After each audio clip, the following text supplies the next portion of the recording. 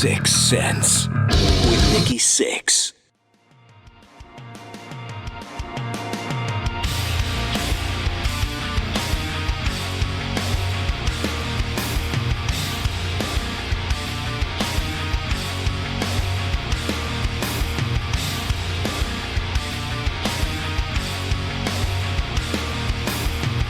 The Sixx Sense. But that's the point of a great song. Simplicity, comedy, everything. Simplicity is everything, you know?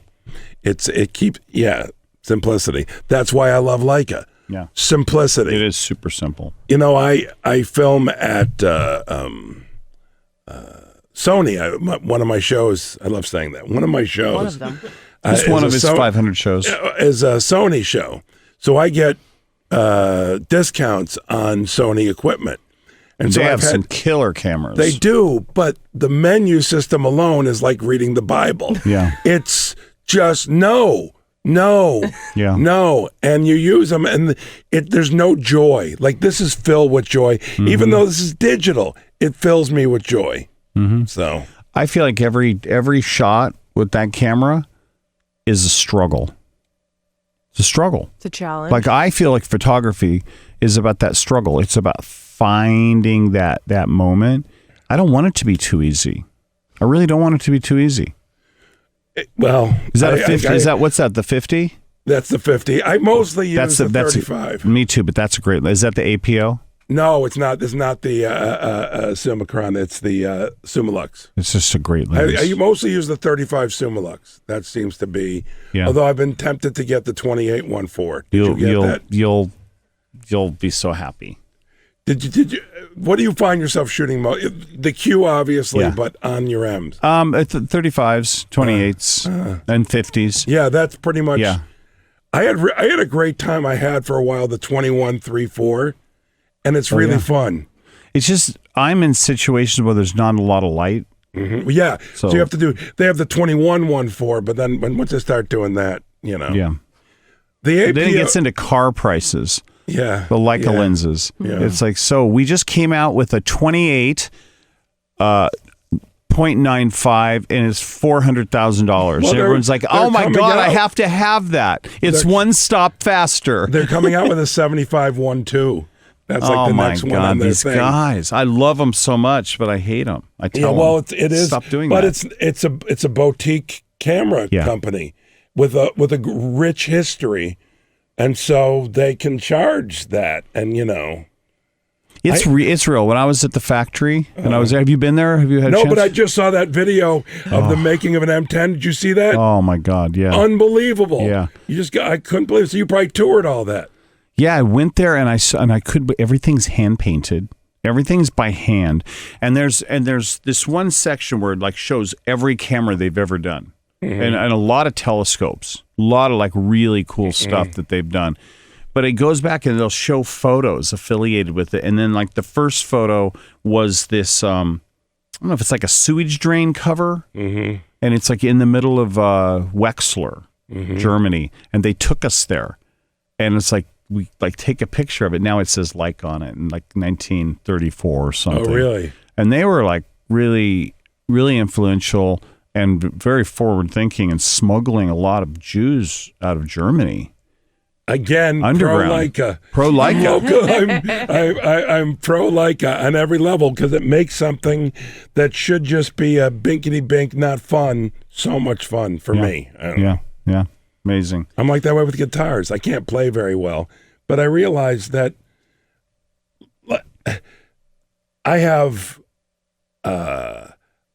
I love Telecasters. That's what it's come to. And now I'm selling my last couple, like a Les Paul and a Strat, and I'll have 3 Telecasters. I have a really cool one. I have a 59 original, all original, like... That's beautiful. It's also a transitional one because it has the rosewood. It's the same one like that Jimmy Page played. The same one. Yeah. But that Jimmy Page played.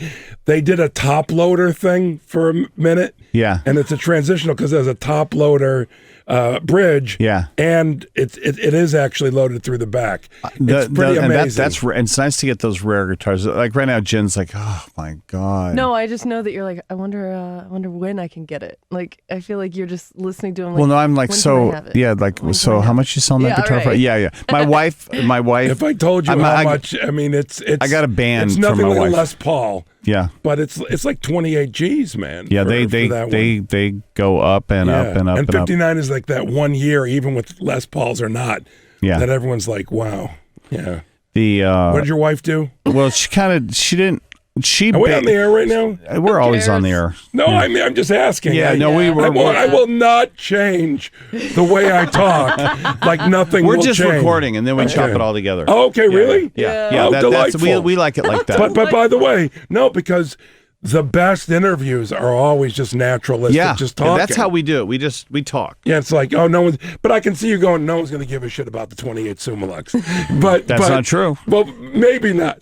But there might be other stuff. You go, fuck, we got to get that in. That's awesome. Yeah. So my wife said, "How many guitars is enough guitars?" And she shouldn't have opened that can of worms because I just put a ban on shoes. She can't have any more shoes.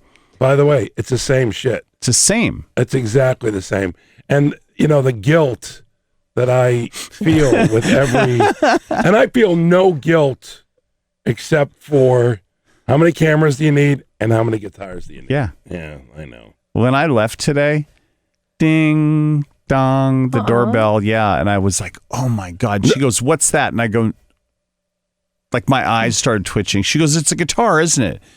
It was. Oh my God! I had a Firebird. No, excuse me, an Explorer, custom Explorer made from Gibson, white relic. So it's like got all the checking on it. It's brand new. But, oh my God!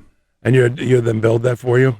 Yeah, that's fun. That's fun. Yeah, I don't get that. No, you can do that. Yeah, I guess, but you not should. really. You should for one because you can just basically say what exactly you want. Right. Like I wanted a white Explorer with black binding. No one will ever see, like, all right, so I've been told about 100,000 pictures I have an assistant who's putting it together. Okay. My Lightroom thing.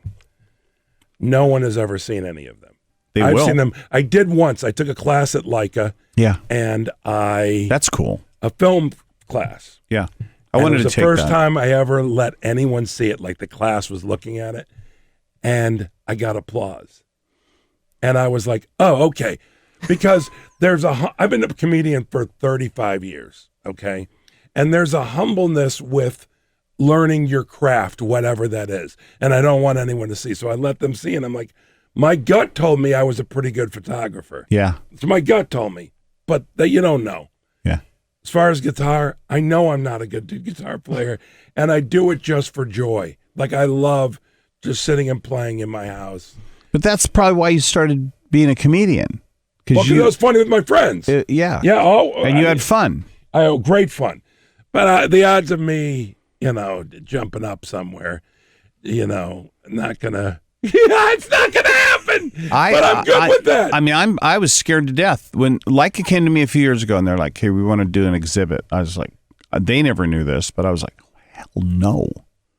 Right? Hell no. I mean, I think I'm pretty good, but I don't know. Not good enough to hang on the wall. Not good enough to hang on the wall because. Yeah. But we're stupid. But I bet you are. I bet you are. But that humbleness shows the respect that you have for the art form. Yeah. It's not just snap a picture. Like so many people with their iPhones, they show me pictures they took, and I'm like, I don't care. I'm not a snob that it's an iPhone, but I am a snob that it stinks. Yeah. And I go, oh, great, man. Fantastic. There's people out there like doing exhibits off their iPhone. Yes, there are. There's some pretty good stuff. I've seen some pretty good stuff. Yeah. And I've also seen some, access and speed doesn't necessarily make it good, Yeah. I think it's about finding subject matter that is interesting and then letting the light tell part of the story. Well, those are the two things. I've got some shots that I got one of Larry David that is so amazing, and it was a pure accident of him. he's in the shadow, but it's clearly him. And he's got like this hat that he's holding. You see the shadow. We were filming like by an airplane, so it was lit out on a stage. It was lit around the airplane on stage, but the lighting gave this dramatic look. Yeah. It's a picture, and I have another picture of him because by the way, great pictures are accidents. Yeah, I agree. They are accidents. I agree. I'll get back and I'm like, I took that? People will be like, wow, Nikki, man, you're like so good. And inside I'm like, I am so lucky. So lucky. I'm so I lucky. guarantee Brisson thought he was lucky, with his picture. And some of his stuff is sloppy. He's just like, shing, shing, shing, shing, shing. Yeah. Half a decade later, By the way, people are like, down to him. You know what's amazing, by the way, is the Vivian Maier movie that I produced. When you see these pictures that she took, they were the only one that she took of that person. What? She has more keepers of any person that I think maybe ever lived. It is nuts. You look at her sheets and you see this amazing picture, and next to it is another amazing picture, completely different. Like she would just do one or two shots. Man, and she did do two sometimes. Yeah. But one was, which is just like, I don't know if that's she was kind of nutty. So I don't know if that's confidence or she was just nuts. I think she was a genius. She was a genius. You know what I mean? Well, no doubt she was a genius. She can still be nuts and be a genius. True. I know plenty of those. So. That was really great. Would you call it a movie or a documentary? The documentary. Yeah, I thought it was. It was nominated for Academy Award Best Documentary. Didn't win, but. Who'd you lose to? Probably a Holocaust movie. Oh no, we lost. Well, Holocaust movies almost always win. You can't laugh at that, Jen. Why? That's really funny. She should be laughing at that. That's a really funny. True. It is true. It is true. Come on, man. A Holocaust. But any Holocaust documentary you see, you got to be a really bad Holocaust documentary to not be moving. Like, you know what I mean? You got to really suck up the joint because it's right there. Topic. Boom. You win. Yeah, you win. We had We're just in one. Ava Moses Core. She was a twin, and she was 10. And she was in Auschwitz, and she came in here, and she goes around and teaches forgiveness. She must be fascinating. She's a wonderful lady. I used to go out with her. It didn't work, but she's fascinating, yes. You met her? I have no idea. You're being bad. I'm just being, funny, I guess. Don't mind our producer in the back coughing. We have a professional team here. Yeah, you're not used to how pro we are. This is a delightful. I love this place. Yeah, we like it because it's just like home. We don't want to be like in a gray box. My home does not look like this. No, his does. No, but a warmth. Yeah. Where do you live? Do you live nearby here? I live out in Thousand Oaks. Oh, Thousand Oaks. Yeah. You live in Thousand Oaks? No, I live. It'd be great if you live in Thousand Oaks. We could play guitars and be like, "Here, dude, take my telly, take my Junior for a day." By the way, I'm on Curb. Yeah. Well, I see Larry. I live on a golf course, and he's sometimes almost run him over. He walks slow. I wish he would walk fast. It pisses me off. Why, you play golf? No, but I live on a golf course, and he's just walking across the thing all the time. My wife gets. You live on that golf course. What's that called again? North Ranch. Yeah, but that's like our go-to. If me and my wife get in a fight, we go back to Curb. We start because we never have a bad time. We love that show. What would it be like if you were married to Susie in real life? Well, I wouldn't be married. My wife loves her. I don't like that she loves her. She's like, that's how it should be done. No. It's not. Joy has left the building. You want to be married to somebody with joy. Yeah, I'm so excited that's coming back. How many times have you been married? Me? Yeah. Once. Once before? I've been married 3 times, but the other 2 don't count because they're dead. Are they really dead? No. Yeah.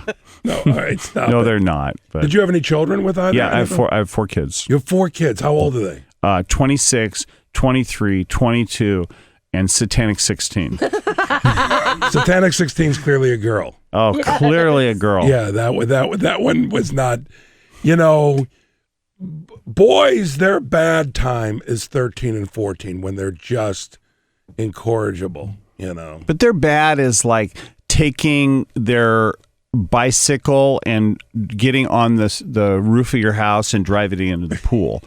Girls bad is thinking that guy is cool. Right. And then that's the problem. Oh, I'm sorry. That's tough, but it'll get better. And by the way, you're her daddy, so it's going to get way better. Yeah. Dads always win. You have kids? I have 2 boys, 17 and 21. Okay, so 21's, you're kind of in the gray area. A little bit in the gray area. But are you a strong dad? I do my best, and I am passionate. So I don't want to rate myself. Yeah. I was a passive dad. Oh, you were? Because I felt guilt all the time because I was gone. So then I would be like, try to make up for it. And my wife would be like, why don't you just, like, I would ground them. I'd like, okay, that's it. You're grounded. Would they laugh? Go to your room where you have a big screen TV. Such a stupid dad. Well, LA, when you're successful, it is difficult. I do my best that they're not spoiled, and it's hard, even when you do your best and you don't want to make a stand. It's tough, man. Yeah. By the way, there ain't nothing as hard as being a dad. There's nothing. I can't see. Being married to Susie. No, that would be, being a dad is harder work. Because you care so much. I wouldn't care if I was married to Susie. I would tune her out, deal with the kids, and move on. What does 13 look like for a boy? Out of curiosity, just asking for a friend. You're asking for a friend? Oh, mine's 10. Oh, yours 10. Well, it's where they really start to pull their independence, like in a big way. And they talk back, and they're no, I know that it happens now. But you ain't seen nothing yet. Oh, good. 14. He's living I would say 14. The toughest grades, 8th and 9th. Okay. You get past 8th and 9th. 10th is hard, but it's hard for them, not as hard for you. Okay. And then it gets better and better. But man, 8th grade can be tough, but the worst, 9th grade, because they're overwhelmed and scared. And it's it's a big bowl of wrong. I like what you're saying. You actually have to look at what they're going through. A lot of times, we're like, they're in a mood or they're not listening, but there is a reason for a lot of that. Very much so. A lot of pressure. Yeah. And I try, one thing I do, I wouldn't say I'm soft, but I'm empathetic. I feel for them going through whatever they go through. I like empathetic dads, though. Empathetic's good. Yeah. But I'm solidly, I'm not a pushover. Yeah. I could see that. Yeah. But I'm real, and I discuss things with them. I told them, by the way, for example, when they were younger, that they weren't allowed to drink. That if they drank, they're not going to have me as an advocate, but they could smoke pot if they did it with my older one the legal way, and the younger one would get it from the older one, and the younger one, he's 17 now. This has been since he's 16. I know he's smoking pot. Who am I fooling? So I'm just like, get it from your brother. But do they do it in the house, or do they have to go in the backyard? They have a schedule. They have the house in the backyard. Well, no, there is a schedule. They have a pot schedule. Well, no, there has to be, because you can't walk in. Well, by the way, what's the only negative thing about pot, truly? You're lazy. You don't get things done. Right. That really is. Man, nobody's getting into fights when they're high on pot.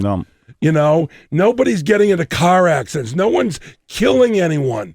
That's why it's just so stupid. Whereas alcohol, yes to all the above. Yeah. So I made it clear. And they did a little drinking here and there, but they are so not interested in drinking. And it's not like they're obsessed with pot, but they smoke pot. What am I going to do? I wish I could smoke pot when I was their age. I wish I could smoke pot. See, I can't. I had to quit everything because I had to become a heroin addict. Now I can't do anything. And like my big dream was to get really fat and live in Fiji and have 2 naked nurses with IVs. What are you, Marlon Brando? That's what I want. Well, but I wanted girls, not boys. Let me speak to that because I'm an addict. Okay. I'm a compulsive overeater, and I got it bad. And by the way, that isn't apples. It's cake, it's whatever. Point being is, I was given wine where I used to have an office at the farmer's market, and the French place there said, come down at lunch, we'll give you different wines to try. I began to look forward to it, so I had to cut it. Yeah. I knew. Pot, you knew where it was going to go. Exactly. Yeah. Pot is purely indica for me in terms of it de-stresses me and whatever. I sometimes go 2 weeks without doing it, I never think about it. Therefore, I know I'm not scared of my addiction taking over. Like, for example, you're probably fine with a cookie. Oh man, I eat all the cookies. Yes, well there you go. I can't touch a cookie. I can't. I would pick if I could pick a cookie or heroin, I'd pick cookie every time. You know what my wife did to me? My wife, because I was doing this TV show, right? She's like, she bought these smart ice cream bars. I don't know what that means, but I guess they're like you can eat they're one. Okay. Well, I ate the whole box. No. I'm saying they taste pretty good. Yeah. But they're okay for you. Anyone who thinks they're good for you. But I ate the whole box. By the way, why wouldn't you? Well, I hate I would just have 2 one. or 3 boxes. So, you think I could have one Pop-Tart? No, I eat a box. Oh, I love And I'm talking about the Pop-Tarts. bonus boxes. Okay? I've got what I'm saying is addiction. Yeah. We have our problems, and we have to know where to draw the line and say, that is black and white. Because with addiction, you can't be gray. And it's true. And by the way, I only started smoking. So I stopped smoking pot and drinking when I was 20. Okay. If I can explain. I passed auditions at the local comedy club, the comic strip in Fort Lauderdale, when I was 20. Well, I'm like, I'm not going to drink. Right. I'm here at night to work. And if I drink during the day, I'm an alcoholic. Right. Just stopped. Same with pot. I did The View. I was talking to Whoopi Goldberg about some problems I was having. This is like maybe 4 years ago. And she turned me on to indica. It was like a gift. That's amazing. It was a gift. Whoopi turns him on. Right. But it was a gift. It Yeah. was like, and that's not, it's almost like, if you will, because you do have to get a prescription. Yeah. It's a prescription for me. It's not a. Do you find it like, because I feel like if I did that, I would smoke all the pot. No, I Just a little take bit. 3 or 4 hits and I'm good. And by the way, you know what I don't like is sativa.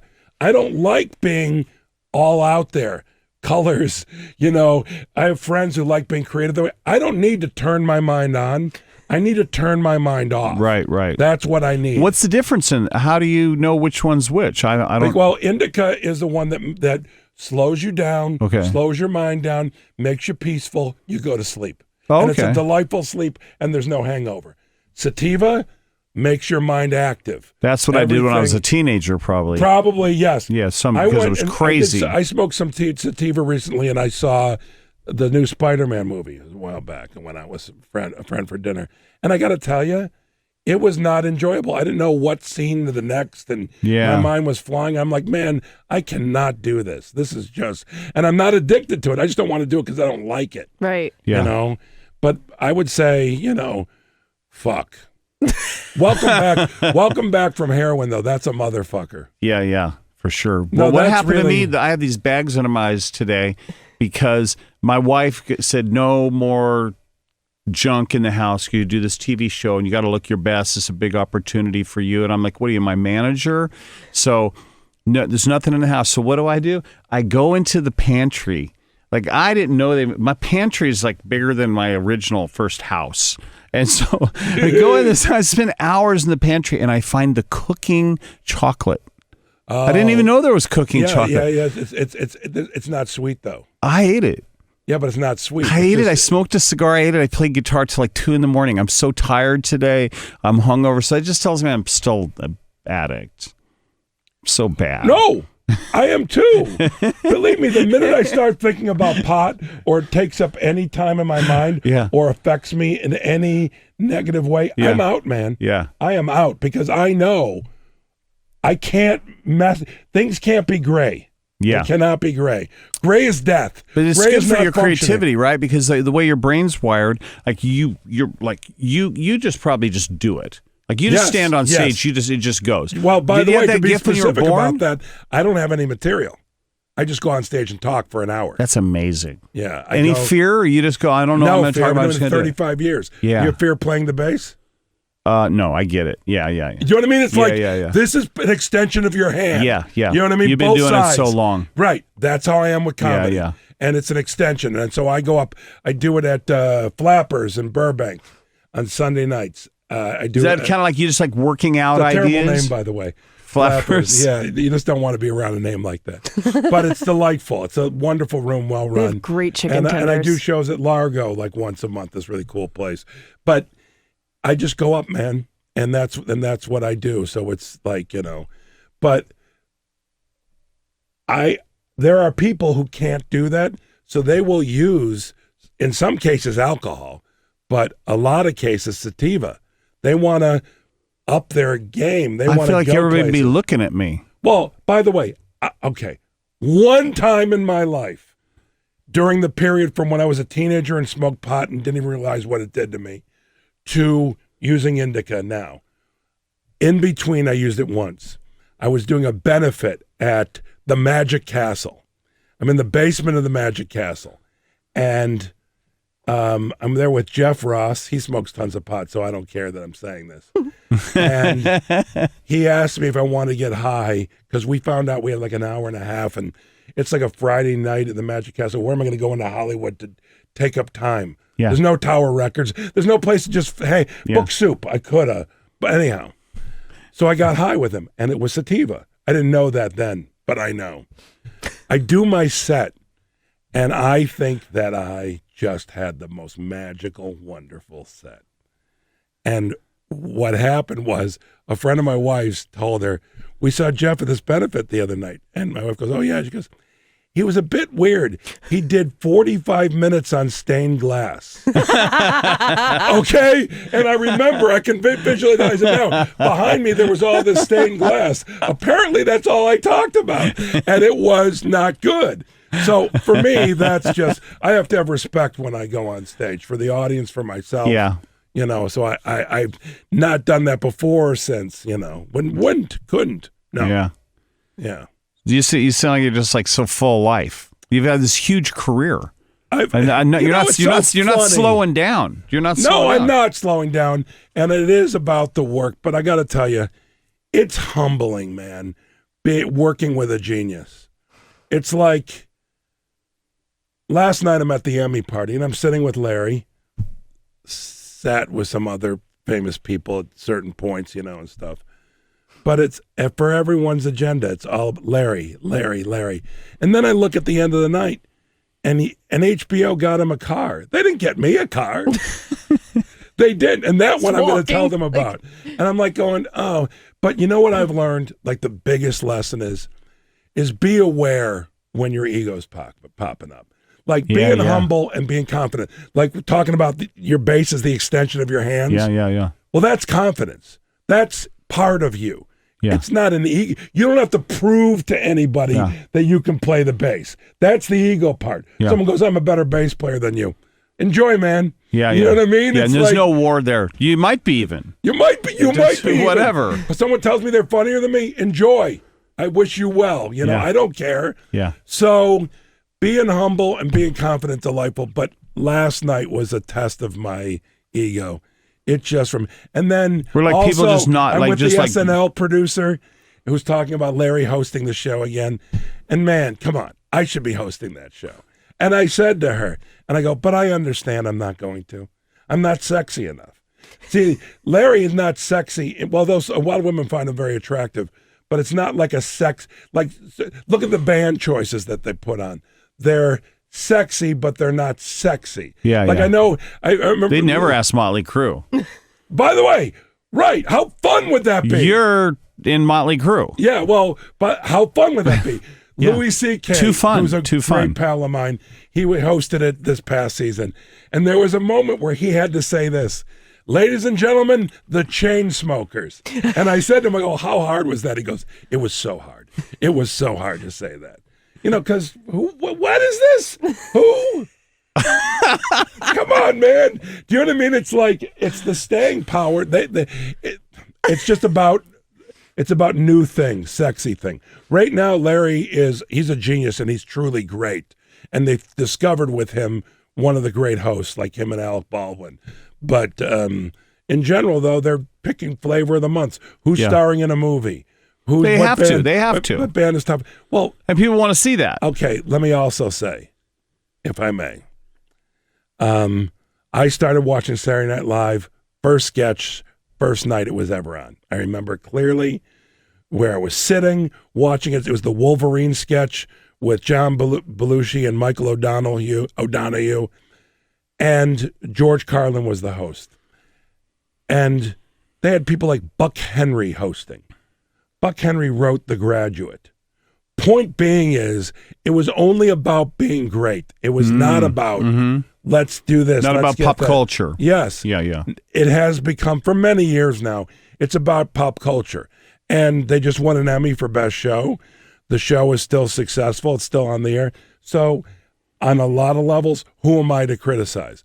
But I got to say that since, what's her name was on, she was my favorite. Melissa. What's that? I love Melissa McCarthy. No, not as a host. She was Kristen. Kristen Wiig. I really don't watch it that much. Kristen Wiig was, like, to me, worth tuning in for because she would destroy me. I love Kristen Wiig. Whenever I see her, I bow down to her. And she's like, stop, I can't. She's amazing. Yeah. She's amazing to me. So but then again, the show's probably not for me. I'm a 55-year-old man. You know what I mean? It's just always finding your place in these things and knowing that, man, throw your ego. That's your ego. Get rid of your ego. And also, like I just did something the other day. Like I decided about 6 months ago, I just play basic chords to write songs. I've done pretty good writing songs, but I never really was a guitar player. Right. So 6 months ago, maybe 7 months ago, I said, I'm just going to take this seriously. So the other day I just posted on Instagram, me just playing some guitar. And it's not great, but I'm willing to be vulnerable. Wow, that is a big vulnerable move on that one. Okay, so here I am. Maybe someone out there goes, God, man, it's like, that guy's like really going for it. Like maybe I'll go for it too. By the way, that would be Instagram and what you're doing and them participating at its highest level, where it can inspire you, where it can bring you joy. That's where it's the best. I'm no longer on any social media. You checked out. I was heavily involved on Instagram up until about 6 weeks ago. But what about your photography on there? Yeah, but you know what? I'm going to wait. And someday, hopefully, they've already talked to me. Yeah. At some point, I will do a show. Yeah. Why'd you get off Instagram? Because, my family, like, they make comments about, why'd you do that? What do you think? Or my wife would go, who's she? I was like, all right, you know what? Get me off of here, because it was all good intended well. Mm-hmm. And then, and I don't want to make my wife like being Susie Von jealous. Just the question. It's not like being the third degree. Questions from people or comments where it's like, stop. And so the truth is, I want to be a man of mystery. And my first step is coming on the Nikki Sixx show. Yeah. No, I really am. I'm also, because I'm doing press now for the Goldbergs and Curb, I requested to come on this show. Thank you. My we honor. were so excited. Oh, thank you. Well, I have said no to 4/5 of the press they've brought me. Good stuff, too. All of it good stuff. But no, I just don't want to be part of the noise. I feel like everything's noise now. Mm-hmm. It's noise. So I'm only going to do what I find joy. Yeah. That's it. This is joyful. I am happy to be here. Yeah. I love it. By the way, after I requested was when Leica called me and said... They sent me an email after I heard you were coming on here, and they're like, would you be interested? I'm like, are you kidding? Yeah, that's great. We're going to have so much fun. Yeah. That's going to be a ball. Oh, yeah. No, we're not even going to talk about cameras. But we're going to bring guitars. Look at this screw right here. This is the original screw. The truth is, for you and for me, when we were kids, there were 3 channels plus your local UHF That's channel. right. So when you did the Tonight Show with Johnny Carson, there was, if you scored the next day, you could be a star as a comedian. That's not even a slight exaggeration. There is so much with the internet and satellite and all of it that to make a dent is impossible. I had a book. I had my movie. I have a movie called Handsome. If you're listening and you dig me, please watch Handsome. It's the first Netflix mystery movie, and I'm really proud of it. I wrote it and directed it. I star in it. And I wrote it with my friend Andrea Siegel. Anyhow, point being, nothing. The book, no. I will perform stand-up in a room with 500 people that are all there paid to see me. No comps. And 3 people will have seen Handsome. because they didn't know about it. Right. Yet I was on every talk show, every interview, Right. the biggest talk shows, all of them. You don't make a dent anymore. No one pays attention. So what you want to do, what am I going to be happy doing? I'm going to be happy doing your show. Yeah. Because it's joyful for me. I'm not worried about listeners or whatever. And I got to tell you, your audience is specific to, they're fans of yours, man. They dig you. They dig your band. And that's cool to be around that, you know? And I find this joyful. This is I'm so happy. But I love here. what you're saying, because like I'm in that, like I've talked to Jen about this. Like I'm just like over the BS. Like I'm over the BS. You should be. And I just You're a man of accomplishment. Like I have my gardener. Like I don't mean to make like producer says don't say that, quality problems. But like for example, I got this gardener. And no, by the way, this is the stuff that drives Curb Your Enthusiasm, quality problems. Right. So go with it. Right. I'm looking forward to hearing this. So on Friday, my yard is like flooded, and I'm in Canada. I can't do it. Your yard got flooded. By the way, can I say something to you? And I don't mean to belittle you. Yeah. But most people, when their yards are flooded, are in fact in Canada. Do you know that? People travel to Canada. Really? Their yard gets flooded. That happened to me too. It's just nonstop. Go to Toronto, you're screwed. Oh man. All right, go ahead, I'm not going there again. Okay, go ahead. No more Canada visits. Go ahead. So my mother-in-law, which is probably another great like comedy line, loves Disney. Where's Disney? Is Everything watching. talks Yeah, about Disney that's all all the she time. talks about. By the way, Disney. I love Disneyland. You should go like to Disney with her. Yeah, I know. You guys have a great time. I'll hook it up. I'll hook it up. Go ahead. No. She gets you like that. She has the matching Disney outfit. You could do that princess I comment. thing when you go Remember in when the I castle? commented on it? I said her name's Catherine. I said Catherine, which I have a hard time saying because that's an ex-girlfriend's name. And I said Catherine, I love your Disneyland outfit. I was just trying to be nice. Outfit. And she said, "Do you really love it? I can get you one." Now, can you imagine me wearing a Disneyland jumpsuit that says Nikki Sixx on it? Go back to your gardener. How do we jump into Disneyville? So she calls and You're says worse the than yard's me. flooded. And so I said, go out and talk to the gardener guy and say, what's going on? And he said, oh, there's a pipe that's broken and we're going to fix it. And so I got to finish working on this TV show I was doing when I came home. It's still flooded. And I saw the guy today and I said, hey, what's happening? And he goes, oh, the pipe's broken and we're going to fix it. Now, in my world, that doesn't make any fucking sense. Like, you fixed it the first time. He never fixed it. He went away for the weekend. I don't know if he went fishing. He went to Canada. But why does this story reflect bad on you? It's not. No, but what I'm saying is, I'm just. So you're paying the gentleman to do his job. So I'm tired of like people not doing their job. So I'm like, back to what you're saying. I just want to have peace in my life. Right. But I know it doesn't make any sense to be listening, but I don't care if you get it. Canada, so that one's going to happen again next time you go to Canada. Oh my God. So you're screwed. No, But the point is, it's noise. Tired of noise. Yes. Tired of noise. Tired of noise. No, it is. And you know what most of the noise is? Most of the noise are things that try and appeal to everyone.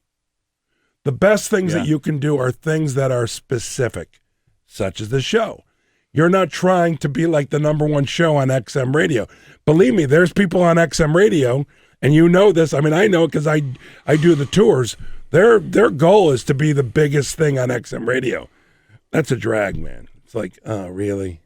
Can't we just be present, and happy? Can we go backwards? Speaking anywhere of being you want to present? go, sister, I'm with you. Why do you get Fiji and I get purified Well, I water? went to Shell from before I Members came. Mark? They don't give us you water. can have Fred water. Yeah, we have all different kinds here. Okay, I'm we have just to buy saying. our own. Members Mark.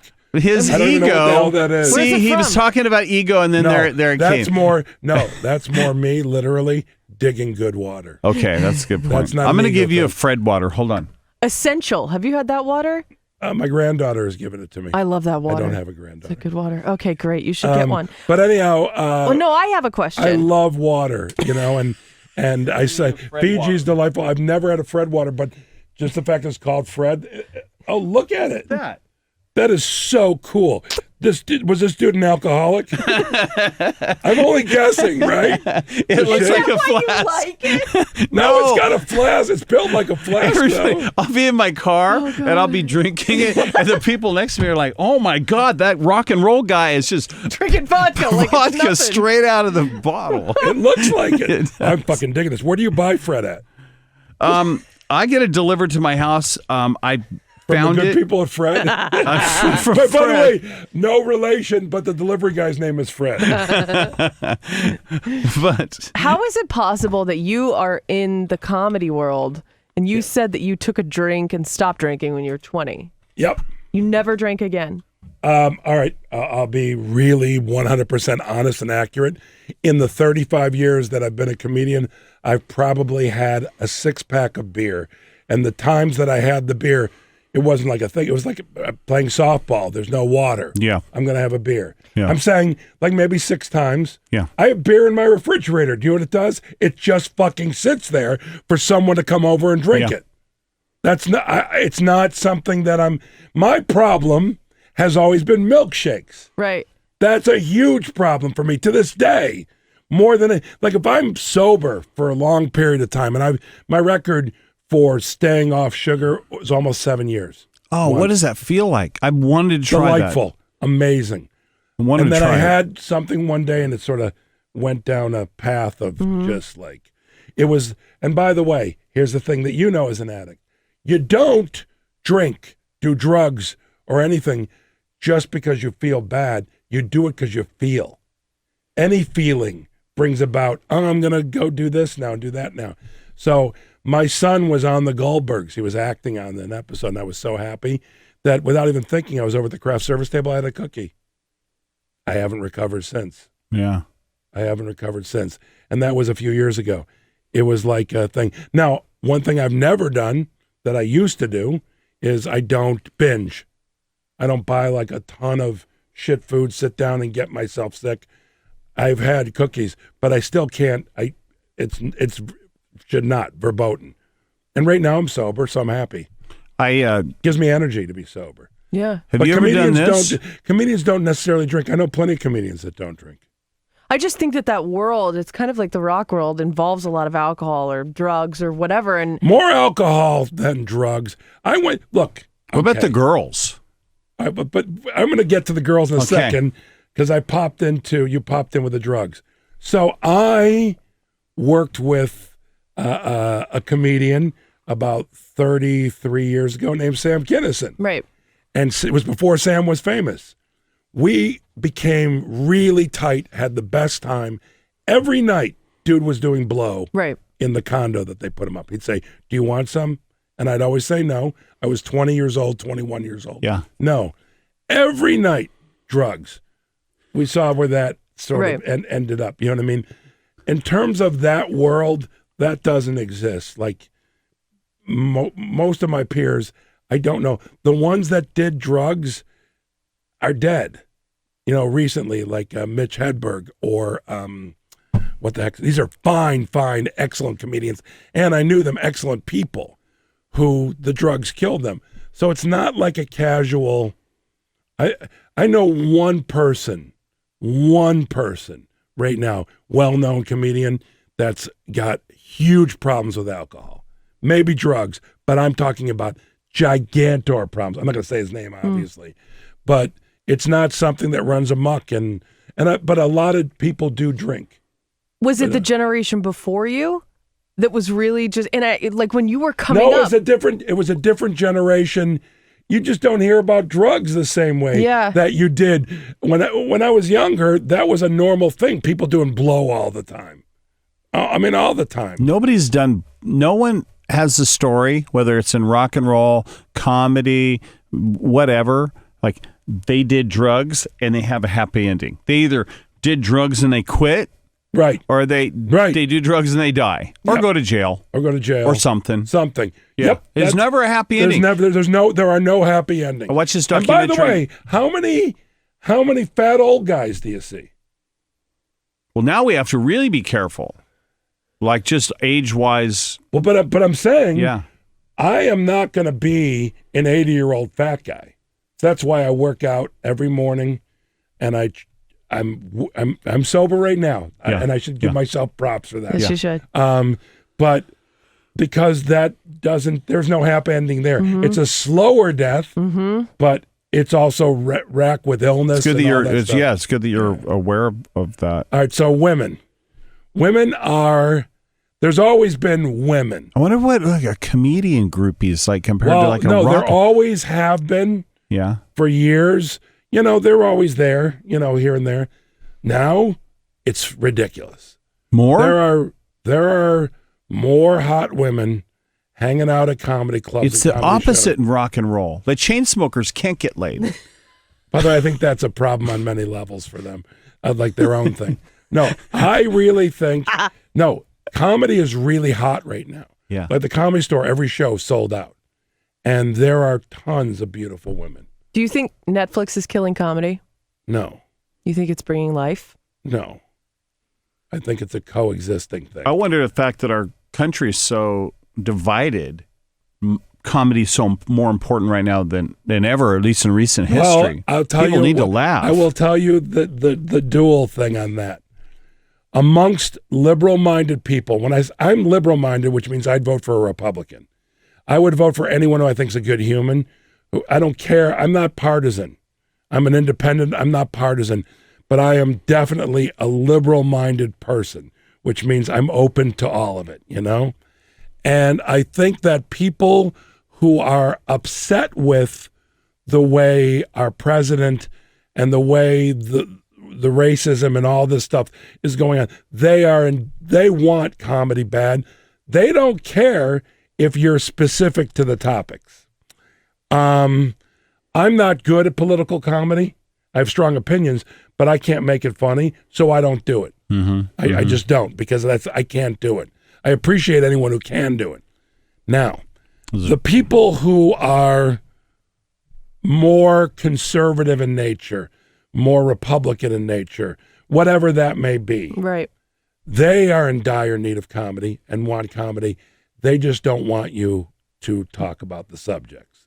They want to just have a good time. Yeah. And the minute you bring up anything, so I'm on stage in Long Island 3 weeks ago, a month ago, and I started to go down a path that someone in the audience thought I was going down, and they got so mad at me. I go, would you just sit and listen to what I have to say?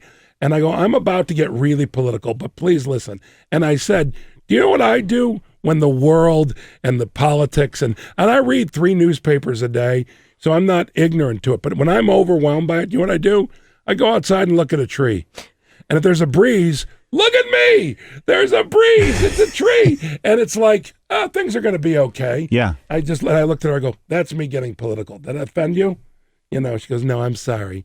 But they don't want to hear. She apologized. Yeah, well, because, everyone's kind of nice. Just people are, look, I think with the whole Trump festival, right idea, wrong guy. I understand people being frustrated. This is we got a lot of tough crap going on. Sure. But really? Really? Well, a lot of it's how the message is delivered, right? Well, he's completely charismatic, by the way. In He's that still sense, yeah. I can't stand him. And I watch him and go, look at him talk. I was like so addicted. I was coming in here. I was like bad mood. I would be talking to Jen before we'd start doing the show, and I had all these opinions and right. Obviously very liberal in my way of thinking in my life. And then the hurricanes happened, and then we were all obviously all paying attention to that and trying to raise money for that and stuff. And I told my wife, I go, oh my God, my blood pressure went down because the hurricanes took over the news. And I was like, okay, 1 hour a day for the news, 23 hours a day for life. But also, those people, I felt great empathy. They couldn't look at a tree. They were stuck inside and their trees were falling down, man. Yeah. And it wasn't a breeze. There was no breeze, So it's like to go escape. I mean, think of how they feel, especially if they're upset. Throw in that bonus. Yeah. But no, my job as a comedian, my job is to ease people's pain. Right. That's my job. I can't believe you've been 80 films. I've never counted. I don't even know that. We had somebody count. Oh, really? 80 films. Wow. Well, 80 films and TV. Yeah. Jesus. Yeah, I've worked. I've been doing this since I was 20. I'm 55. What made you? What drew you to the Vivian Mars story? Oh, Well, that one was simple. I love photography, and I'm in Chicago. I'm from Chicago, and I'm watching a thing on PBS in Cubs Chicago. fan. Yeah, I'm a big Cubs fan, yeah. Congratulations. Thank you. It was very exciting, and still got a chance this year. It's true. Yeah, I know. It's very By the way, that's the new thing about being a Cub fan. We got a chance. We've never had chances before. Every year, I would go to the ballpark opening day and sit there with my friends and go, oh, my God, we don't have a chance. And we know it. We'd all laugh and go, we do not have a chance. There's not a miracle that can happen here. Yeah. Oh, my God. But Sorry. now, But you're still a Cubs fan. still a I tried to hardcore- say this to my wife because we got the LA Rams now, and she's like, I'm happy if we have the Rams if they're winning. And I go, no, that's that not what even being a mean? sports fan is about. That's what we got in a big fight about it. Where did you grow up? I grew up all over the place, but I You spent a were lot of time in military LA. brat? You were a military brat? No, crazy mom and dad, brat, grandparents, Oh, poor geez. people traveling around. Where were you born? I was born in San Jose, California. Okay. So I ended up in California as a teenager. So we had the Rams Yeah. and the Raiders. So I was really happy we got them back. And then they're not winning a lot. Yeah. But you know, I like that you're that kind of fan is what I'm saying. Oh, yes. You stick need to with it. talk to her. Okay. No, I'd be He happy to got talk to scared. her. I'd be happy to Were you talk to her. there? Where? World Series? Yes, I was for all the games at Wrigley Field. I was. Okay. I'm not going to Cleveland. No. The only way I go to Cleveland is if you pay me. Ugh. I'm happy to go to Cleveland. I've had some nice experiences in Yeah. Cleveland, but I was paid. The audiences were great, and they paid me. Okay, back to what you Okay, were back to the I'm By the documentary. way, there's a I'm great very joke sorry. about L.A. Okay. I don't know who said it, but when people complain about parking out here, just go, yeah, there's a lot of parking spaces in Cleveland. You don't have to work very hard. You can find one. Right. Yeah, go ahead. No. Yeah. What were you saying now? Well, we're talking about the Vivian Maier. documentary. Like what Okay, drew so you to Vivian that? Maier, I was watching a piece on her thing being on exhibit at the local PBS thing, you know, Yeah. at the local arts place, you know. And so I went to the website. I contacted the guy, met the guy who acquired all this stuff.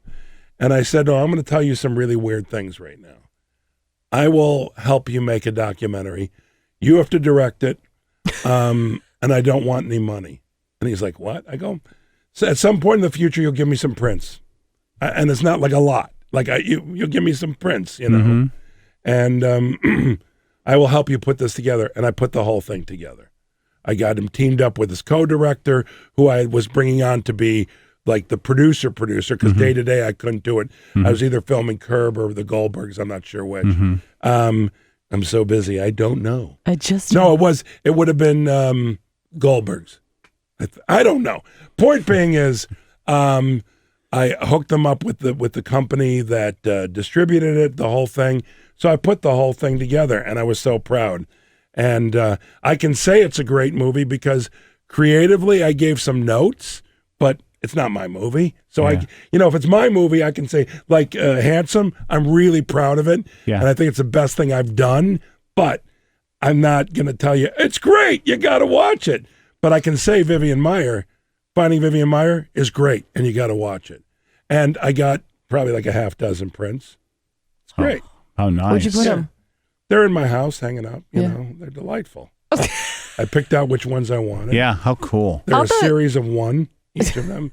You know, because usually when God, that's awesome. a picture goes up and they put it up for, let's say there's 15 pictures, one of 15, and people pay money. Yeah. I can't get the same size and the same thing. Right. But I can get a series. I can get one that's specifically my thing, you know, so. You, I mean, I felt like I didn't really know about her.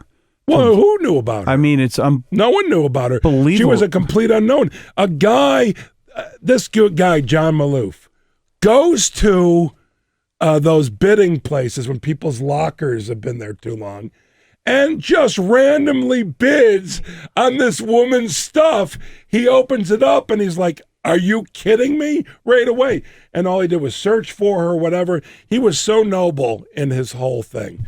It wasn't a get rich quick thing because people have said that about like this guy's. No, he has to be making money now. not really. Were those prints? They when got to you be. say making money, Yeah. Making money that he doesn't need any other job? No.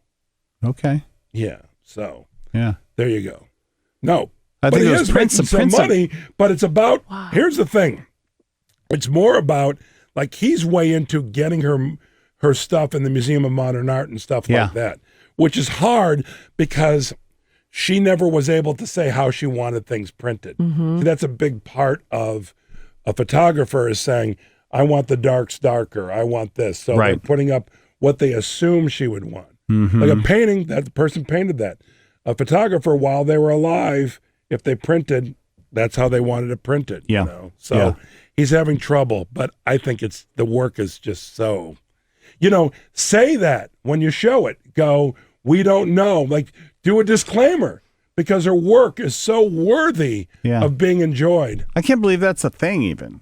Oh, I mean, I know when I was putting together my show, we worked. I went to Milk Studios and we really worked on a lot of that stuff, but I didn't think it was that big of a deal. But they did ask me crops and stuff and et cetera, et cetera. Yeah, no, it's all very important. Cropping especially, So, but it's I'm so honored to be part of that, and it will run forever. How did the whole thing with the Goldbergs get started with you? I was working on Curb Your Enthusiasm. We were doing a break.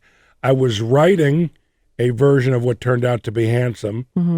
And I got a script from my agent and my manager saying, we think this, because I always say no, don't even send it to me.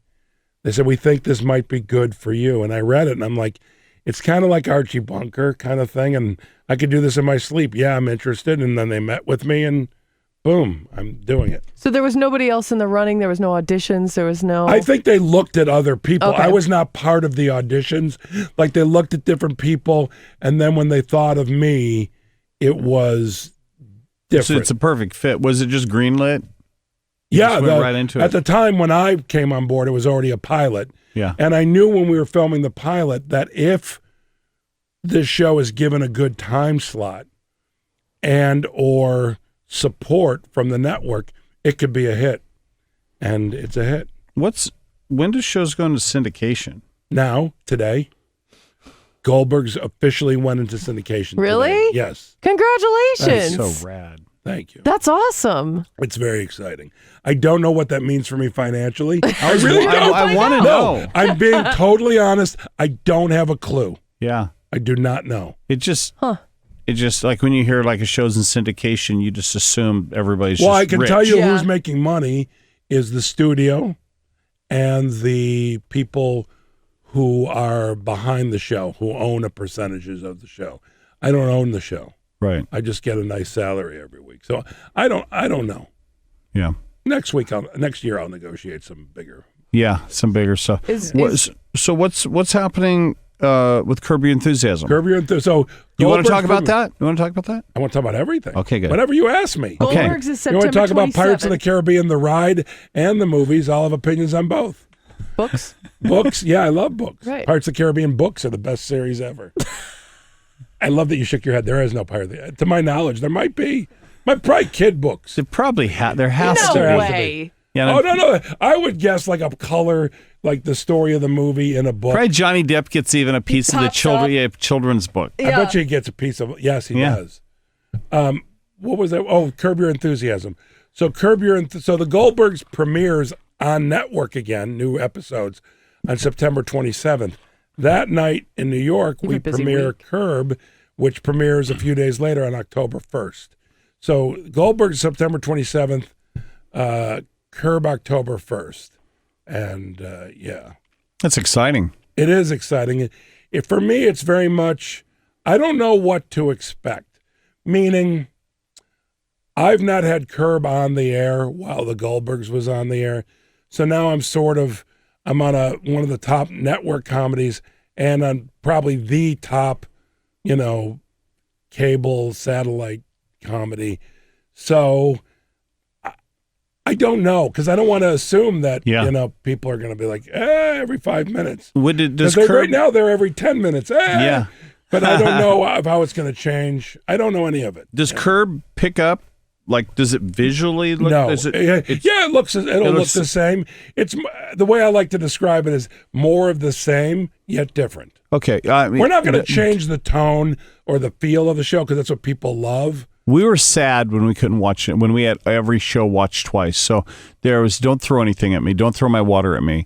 If you do, put the lid on it. Throw water you for what? Well, remember the movie that came out after? Clear History. That made me sad. So I'm scared that the new you Curb, didn't like it? I didn't like it. Yeah.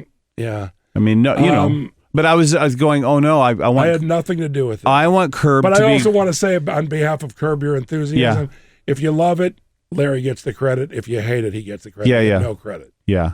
But I'm just saying, I know that No, like with TV by the shows, way- like with rock bands, it's like, you got to make a record, Nikki. It sounds just like your last record, even though you broke up 5 years ago. Oh, my God. And I'm like, I'm kind of being that guy. I'm like wanting the show to be like part of, like, I want to be, Well, there has to be a soul that's similar. Yes. You know? Yeah. So, no, you'll be. Okay. I didn't get anything thrown at me. I will predict you'll be pleased. Okay, good. I'm so excited. Yes. You're done filming. Yes, we're done filming. All of it? Yes, and it's 10 episodes, and 8 of them have been edited. So I've seen Wow. the 8. I've seen the Okay. first 8. What is it on? It's what HBO. It's on HBO. Yeah, HBO. So, what happens next? After the Deuce, which I really liked. Did you That's a watch it? great show. I loved it. Sorry. Yeah. No, it is. I love It really is Exciting. You got to watch I'll that hype one. any show that I think is good. I don't have to. I love the Deuce. I love James Franco. Anything James Franco does is good by me. Yeah. What's next for Curb though? I'm not at liberty Got to it. talk Okay. about it. I didn't know. I didn't get. I But- see. You're pushing it, and I almost No, got I know shit the thrown answer, at me. though. I mean, I could tell. You So- don't know the Yeah, I answer. do.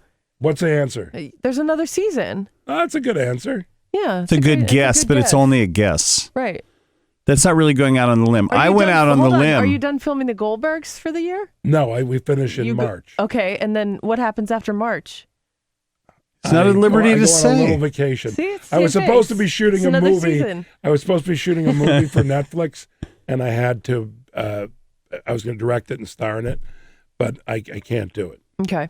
Are you like? When do you have like off time? None. None. You like Zero. it? You like that? I love. You like I'm to- not, you like I'm to not create. a workaholic. I'm not a workaholic. You're just a I love being createaholic. creative. I love napping. I would love to go on a vacation. It just doesn't seem to pop up in Yeah. my life. It just doesn't. But the great thing for me is when you love what you do, I know. it's a different thing. It's not true. But I do get burnt out. But man, I love napping. Yeah. Napping is just it. I used to get to nap more before we did the show. It's Okay. right in the middle of nap time. When's a good time for your naps? Do you pick a time? I'm a bit well. If I have my way, Yeah. I here's another thing. I just started drinking coffee recently for the first time. Isn't it great? It is great, but I drink coffee. I drink coffee around 3:30. Okay. Not in the morning? No, I don't need it in the morning. I'm good to go. 3:30, which helps me for performing that night, and also my lull in the afternoon. And then I love, like as if I have my way, I love a nice nap right after coffee. And then you wake up when you drink coffee and then take a nap. And I drink an iced Americano every time. I don't drink coffee per se. I love Americano. You know, espresso is because it's better for you. It's better for your everything. You know. Yeah. So that's if I have my way. But really, I usually sleep like at the Goldbergs around 2 when we have lunch. I sleep for the whole hour. Where do you go to sleep My at? trailer. I have a Okay. trailer. You know. Well, And man, then I figured that. not luxury. It's not. It's fine. It's good. It's called a double banger. That's what I have at Curb too. Larry and I each get half of a trailer, and there's a place to lay down, place to go to the bathroom. You know. Yeah. Huh. Yeah. And you could just fall and I asleep. have that. Drop and of a dime. Just I can nap anywhere. I have trouble falling asleep at night, but I can nap anywhere. And one has nothing to do with the other. People would say, "Well, then stop napping." You know, no, I just have too much anxiety in my head at night.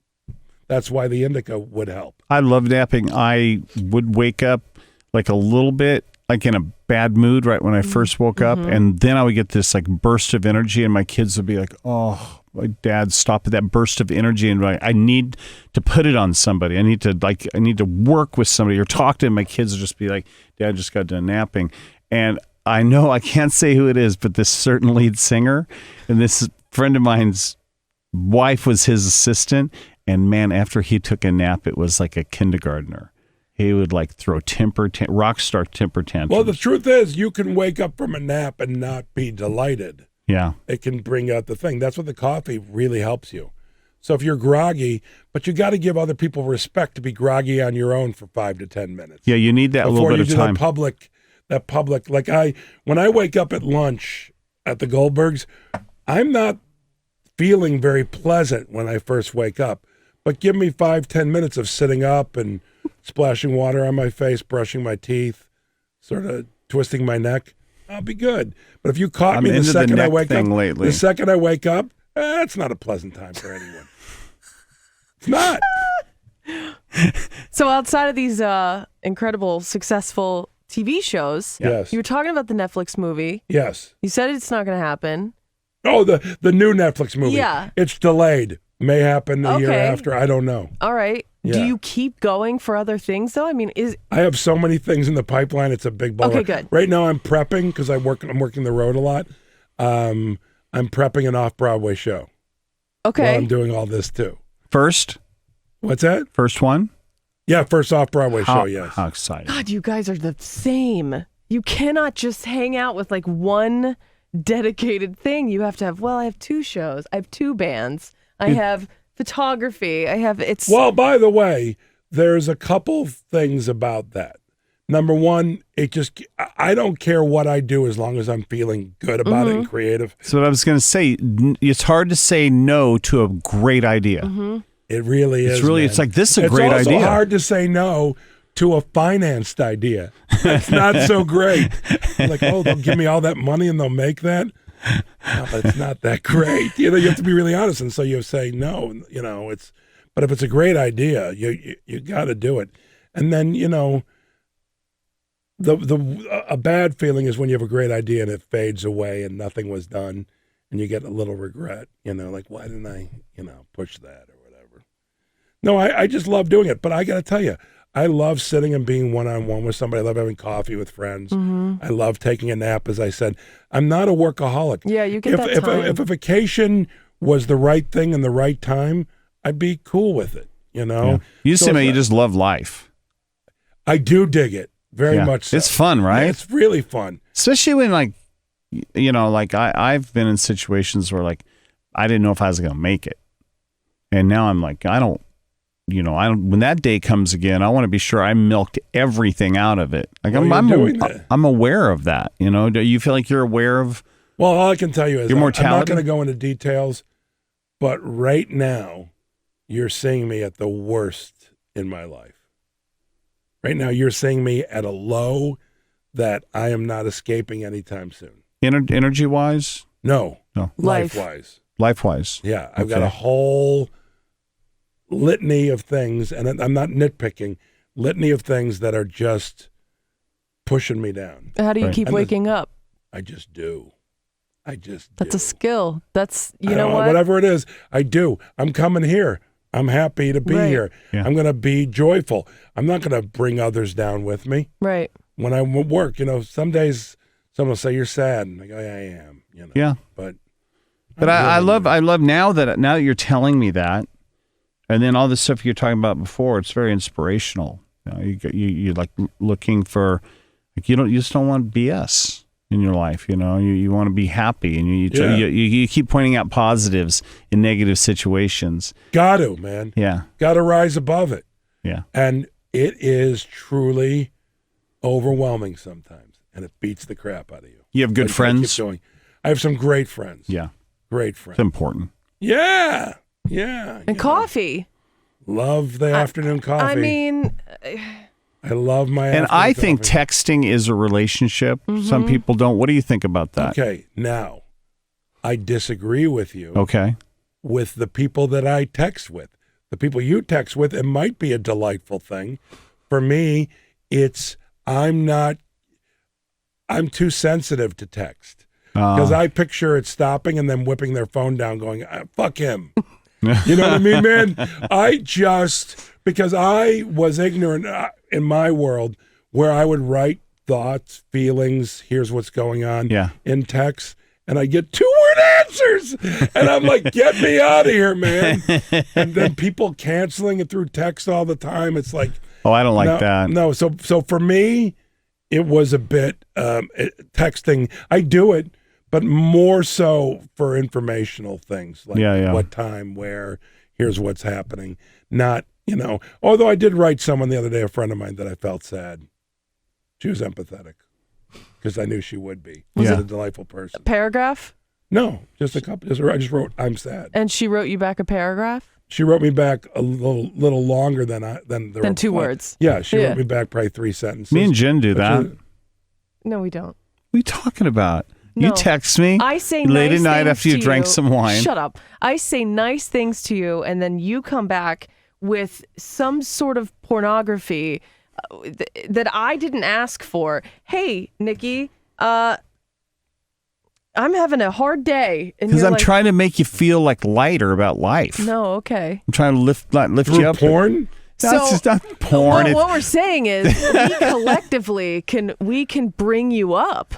I think we could bring some light into your life. He knows where to get donkey porn.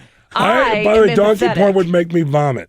Okay. It's the worst thing ever. It does not originate from me. I have this stupid guitar player friend of mine, and he sends it to me, and I don't have a governor on my personality, as much so I'll as I really send it like to you. And I'd like to go shooting with you. Yeah. And we will spend time in the future. You're not allowed to text with me. I'm not texting you. No, because I don't want anywhere near a donkey trail happening. I like there's already a train. boundary or whatever you call it. Like it's like, that's it. We can be you friends. married? We go shoot, Divorced. but no donkey Divorced. Yeah. Was that fun? Getting divorced or being divorced? Being divorced. Being divorced. No, I'm miserable. Oh, really? How was getting divorced? Was that fun? Nightmare. Oh, so there was no positives. When I look back, I'm like, Did you have children? Yeah, I have one. And with the person? Yeah. Well, how long you been divorced for?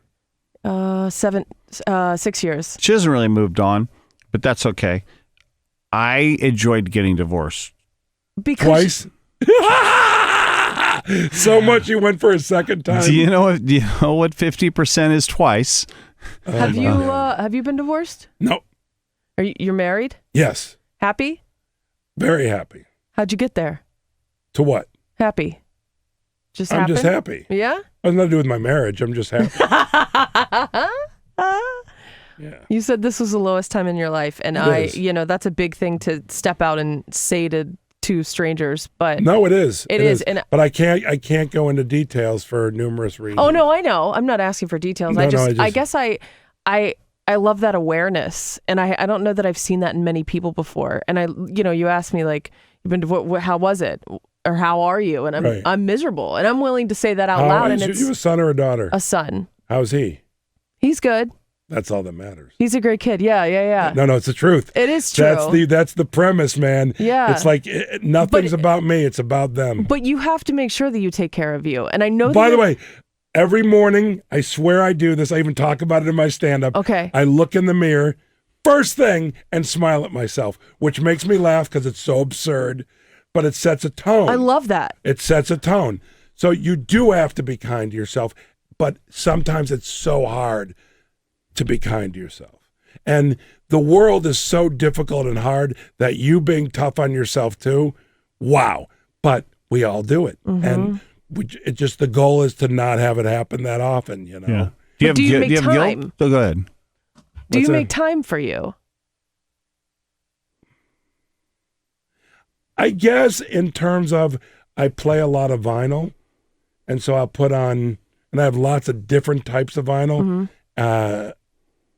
Music to donkey fuck by. No, whatever you need. No, I have lots of rock, jazz, blues, all sorts of stuff, vocals. Anyhow, I'll put on an album and I will just sit and listen to it, or I'll sit and just strum the guitar. So those are the times for me. I also do Transcendental Meditation. Yes. So I meditate twice a day. You know what? I know. Where do I find time? I quit doing that. I quit doing it because I'm too busy. I used to do that. He's busy. So I know. I just as soon as he said it, I was like, how? That's right. Huh? You learned how? Yes, I learned how. By the way, it's normal to fall off. Yeah. Come right back on. Yeah. Cool, Every now and then I'll be like, it'll get like, in the middle of the day, and I'll be like, I will remember that, and I will take some time for myself, and it recharges me. And I used to preach delightful. about this. It's delightful. Yeah. Yeah. So, but know that don't let you having not done it for a long time or consistent stop you from just starting up again. Yeah. Yeah. 'Cause It is when you amazing. taught it. You still have your mantra. Yeah. Yeah. I wrote it down. My mantra is the word lotion. No, it's not. No, I was told I can never tell anybody my mantra. You're not supposed to. Okay, and I wrote it down because I did a lot of drugs. I'm Okay. scared I'll forget By my the way, that's mantra. cool, though. And the lady who gave me the Puts it in his mantra, safe. she died. So I don't want to go. Who gave you the mantra? Nancy. Nancy Cook Herrera. Yes. Was my teacher. No too. way. A beautiful lady. Beautiful lady who learned with the Maharishi. Yes. She brought the Maharishi to America. Yes. Nancy Cook Herrera. Look at you. Did you go to her house? Go into her house in Yeah. Beverly Hills, of Yeah. course. Yeah. That sounds nicer than it is, but still, Yeah. It was- Nancy Cook Herrera. Look at you. Yeah, that was amazing. Look at you. She told me, would she tell me to bring her fruit, Yeah. flowers? And by the way, she like if you go to regular Transcendental Meditation, they would charge you like $2,000, $1,500. Yeah. She charged, I think, $200 or Something like that. $150. Because she said the Maharishi told her that you need to charge people so they know that they're paying for something, Yes. that there's worth to it. But she says these prices now are crazy. You learned from Nancy Cook Herrera. Unbelievable. I called her on the day she died because I used to go over to her house like once every couple months and just meditate with her. Sit in That's that chaise amazing. lounge. She had that Yes, chaise lounge yes. in her bedroom. Yes, that's Yeah. where we meditated in the Of same course. place. Yeah. That's amazing. But you learned from the someone best. magical. And she someone told me special. something. She blew my mind. We were sitting there the first time, and it just got very quiet. And I was like, she's guiding me wherever she's going. Right. I didn't need to fill the silence. I just said, I hope this doesn't make you feel uncomfortable, but you remind me of another person that I meditated with before. And I was like, no, that's fine. And she says, do you know who John Lennon is? Oh, good night, nurse. And I was just like, don't even. Well, I don't even know what that meant. It just made me feel so warm, and like this woman is. And by the way, been she through so wasn't much. apt to throw out stuff like that to him. No. She could give a crap. She about wasn't doing impressing it. you. She literally said there was something about me. Maybe she felt the songwriter part. Yeah. You know, I didn't. But what? think She was a magical person. Yeah. We had her on the show. You had Nancy on the show. She came on the show and we interviewed her, and she was wonderful. And then But she also- passed away like a month later. Yeah. Oh, okay. So I called her the day she passed And away. you talked to her. Very close. And by the way, I'm weirded by this. I have goosebumps and not good ones. It was right around when she died, like literally like the time. I said, what time did she die? I left a message for her saying that I needed her and I wanted to sit with her tomorrow because she would always have me come over and we would just sit and meditate. It's amazing. We have an interesting connection. That's The crazy, photography, man. the guitars, Nancy. Being Sheena too Easton, busy. Sheena Easton. Sheena You Easton. love Sheena Easton, and Yeah. so do I. Yeah. The two of us have more Sheena Easton collectibles than anybody in the business. I have a Sheena Easton blow up doll, but That's a whole other. it's a whole By the other way, conversation. that's your number one piece because they only made one. That's right. One, that's One of it. one. Yeah, one of one. This has been great. That's what you are. You're one of one to me. Oh, Yeah. thank you. You know, you're great. Look at you. You Thank are. you. You're great. That's very kind of you. Keep that Thank in the you. back of your mind. You're great. I will keep it in the back of my mind. You are too. Thanks. All right. You got to come on more often. By the way, no kidding around. Whenever I have a hiatus week, which is what I have this week, that's why just they come gave me hang. the dates. I was gonna Yeah, wonder, I'll come like, anytime. how the hell are you off work right now? Well, I'm not off work. I Right. have to go do work Yeah. on my week where I'm not, Just don't come here 5 minutes after your nap. Yeah, we don't need that. You don't No, need that. 10 minutes you'd 10 want minutes. me. Yeah. 10 Not minutes 5. we want Not it. 5. No, 5 is not what you want. Jeff, thank you. A hearty thank you. How great. How great. Nikki Sixx and Jen on the Sixx Sense.